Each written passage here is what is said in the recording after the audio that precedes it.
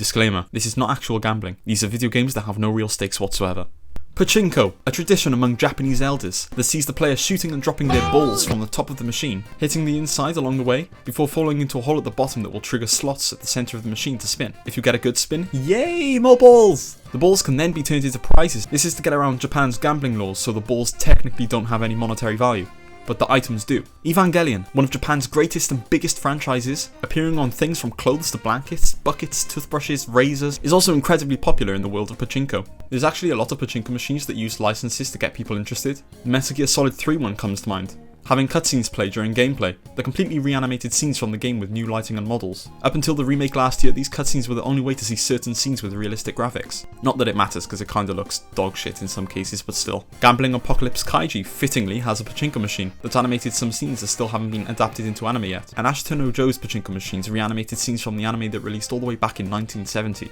Evangelion, already being a huge franchise, made it a guaranteed hit in Pachinko parlors, and later came the Pachinko simulation games based off these machines. Made by D3 publisher, all of the games were based off the models of Bisty's Evangelion Pachinko machines, with some of them being full-on Pachinko and others patchy slot. The games were released on the PlayStation 2, 3, Portable, and Nintendo DS, which is surprising to me, with Nintendo's various policies, but even then you can technically gamble in some Pokemon games. I only played 2 of the Pachinko games, since outside of images and animations they all seem to be the same. I can't tell if I'm being honest. First up is the actual Pachinko one. Hitso Pachinko Koryaku Series Volume 1, or Certain Victory Pachinko Storm Series Volume 1, Neon Genesis Evangelion. Released on the 20th of October 2005, Mother of Day. The game allows you to play as different Evangelion characters, all with different odds of winning, I think.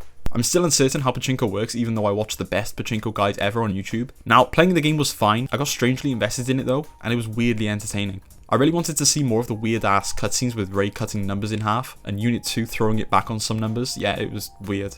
After about an hour I gave up though. I had no clue what I was doing. It's all just down to chance really, and I get that that's what gambling is. It was frustrating that the only agency I had over the game was the strength at which balls were launched into the machine, which I just kept it at the same strength the entire time. So I really just sat there hoping something good would happen. But when something good did happen, or was about to happen, it was crazy. Still though, I don't think I'd ever play this again. On to the next game. 新世紀エヴァンゲリオン約束の時 For the DS, released 2008. It's actually a port of the game of the same name, from the PSP or PS2 I think. That of course will have differences in graphics, but I doubt it's anything interesting. This game, rather than Pachinko, uses a slot machine, allowing you to bet, spin, and stop slots one by one. Once again, I got weirdly invested, but such is gambling, even when there's nothing on the line. Oh my god, something's happening. Deploy the Ava, yeah. What is that? What? Oh.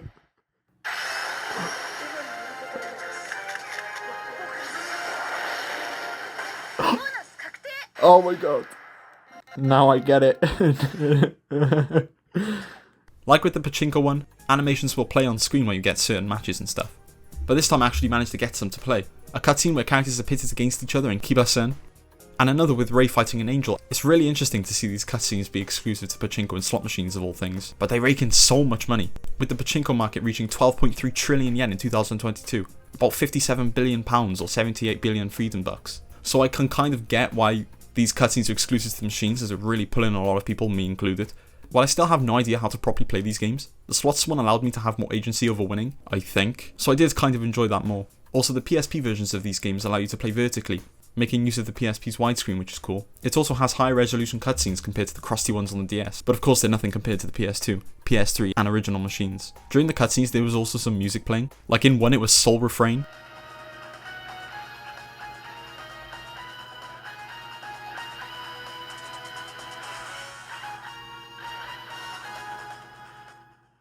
And the other was playing Return to Primitive Heart.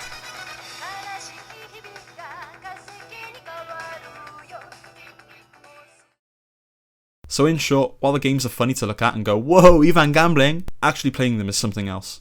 I'm personally not a gambler, nor do I play any of these games outside of what I just have, so I don't entirely understand them, but I will admit it was kind of fun in the beginning watching all the flashing images and animated clips come up, but I can just watch all of those in the gallery of the games, so what's even the point?